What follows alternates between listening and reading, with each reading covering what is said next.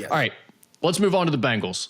Trey Hendrickson is back in the news again, and we've crushed this guy many times already on this podcast, and it keeps coming back up. And this is actually the dumbest yet. Like I could not believe this as it played out this week. It got tense between Trey Hendrickson and Katie Blackburn, as at the owners' meetings this week, Katie Blackburn was asked about Hendrickson's contract situation. She said, quote, "I think he should be happy at certain rates that maybe he doesn't think he'd be happy at. It takes him to say yes to something."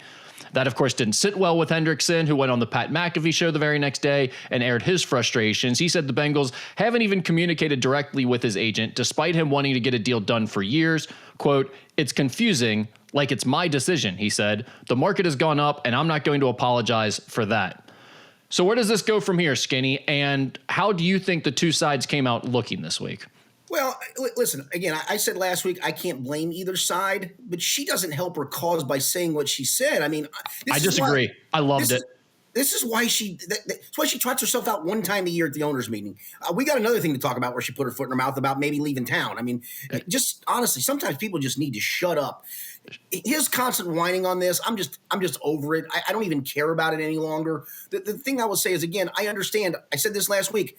I don't blame either side at the moment. It sucks for the Bengals that the market went where it went because teams were stupid and overpaid for defensive ends.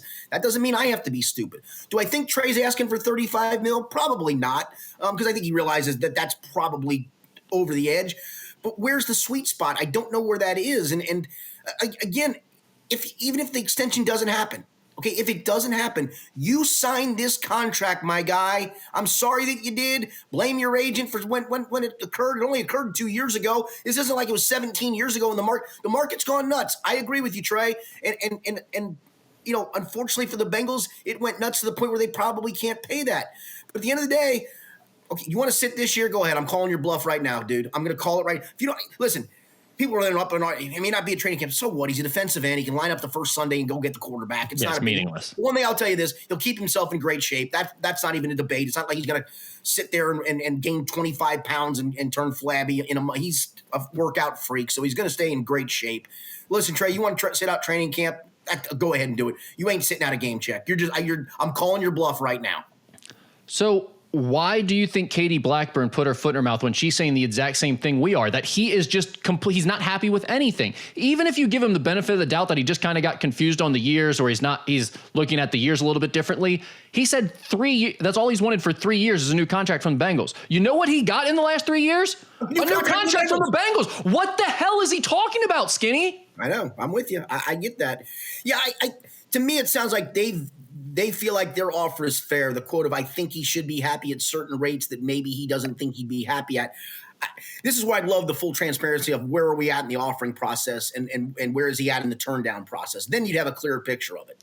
It feels pretty clear to me. The Bengals value him. They feel like he's a top-level defensive end, but he's not Micah Parsons. He's not the game wreckers, and I think he believes he is one of those guys.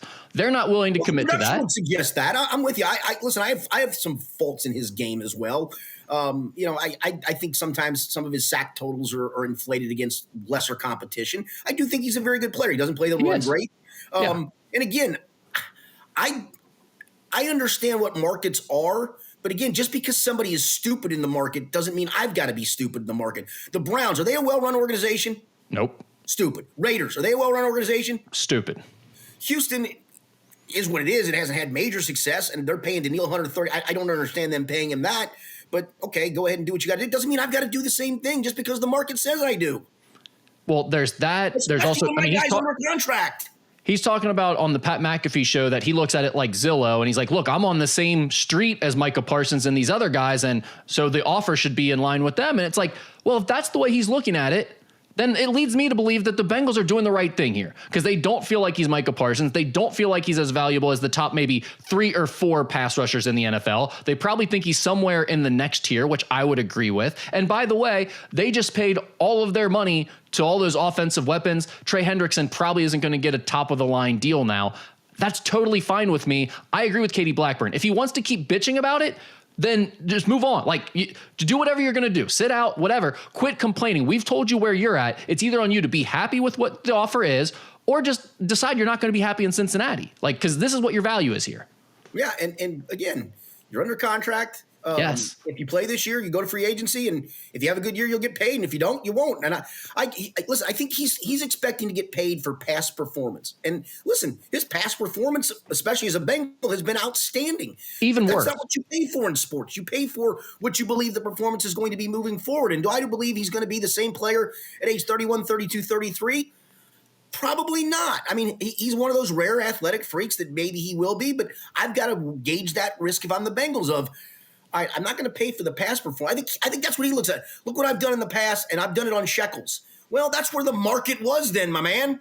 That's how he looks at it. But even worse than that, Skinny, he doesn't even just want to be paid for the past. He wants his deal to be updated every year. Right. When he does well and the market goes up every year, he wants a new deal every year. This is what he's been saying. I wanted it for the last 3 years. You got a new deal 3 years ago. And then you said you were going to hold out last year because you didn't get one. Now you're saying you're going to do it again this year. That's every single year, my man. That's not how contracts work. Well, here, I had a conversation with a fellow beat reporter last night about this, and they said, if they could have gotten this done, last off season, or really early in this off season back in January, it probably would have been somewhere in the high 20s, and it would be a done deal at this point. I go, yeah, it probably would have been. And then when the market reset itself, guess what he was going to say? I'm going to sit out if I don't get that. I need a new contract. Exactly. That's what he's saying now. I mean, he just doesn't understand how it works, which is whatever if you're the Bengals, but I agree with Katie Blackburn. At some point, it's on him to be happy with what's offered, and if he's not going to be, then shut up, play out the rest of your contract, and move on afterwards. That's totally fine, but quit whining in the media and making yourself look stupid. Well, then she also put her foot in her mouth when it came to the stadium lease discussions, where she says the following: "We wish there was a little more urgency and it was moving faster." That's funny, the Bengals in talking about urgency. They aren't exactly working with that. "I do believe the county would like to get something done. We just seem to be very slow in making it happen.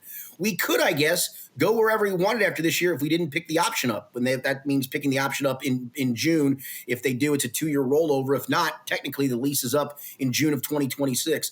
Well, I thought that was an awful, awful thing to say. Terrible taste, terrible reading the room. I mean, you're trying to keep your fan base on board with you after you've had 2 disappointing years in a row.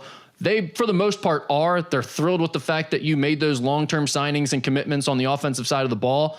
Don't do something like this to ruin what little goodwill you have built up going into that was a dumb thing of her to say. The Trey Hendrickson thing I was fully on board with, but this was a terrible job of reading the room. Yeah, I listen. I know that obviously we've seen the Troy Blackburn emails back and forth. They're obviously frustrated with the pace of this, and June's fast approaching. I mean, to make that decision to do the rollover, I think when push comes to shove, they'll do the rollover to just kick the can down the road. But I mean, to try to play hardball like that, to just basically say we can pick up and leave. Honestly, go ahead. Yeah, I mean, I don't think anyone really wants that in the city, but that is what it makes you want to say at that point. When you start acting like that, it's like, geez, I mean, first of all, this is the city's bent over backwards over the year to support you when you've done nothing to hold up your end of the bargain. You guys finally start to move in that direction a little bit, and you start saying things like that. It's like, come on. Yeah, no question. Anything else on the Bengals? No, I'm so sick of the Trey Hendrickson stuff. I really and truly am. I'm over it. I honestly don't care what he does. I don't care what happens. And we'll just see where it comes when the season comes around. He's my least favorite really good player the Bengals have ever had. I'm serious. I mean, he's so stupid. I hate rooting for him at this point because he's so dumb. But I'll tell you this, he does go and get the quarterback occasionally, and I like that. Yeah. So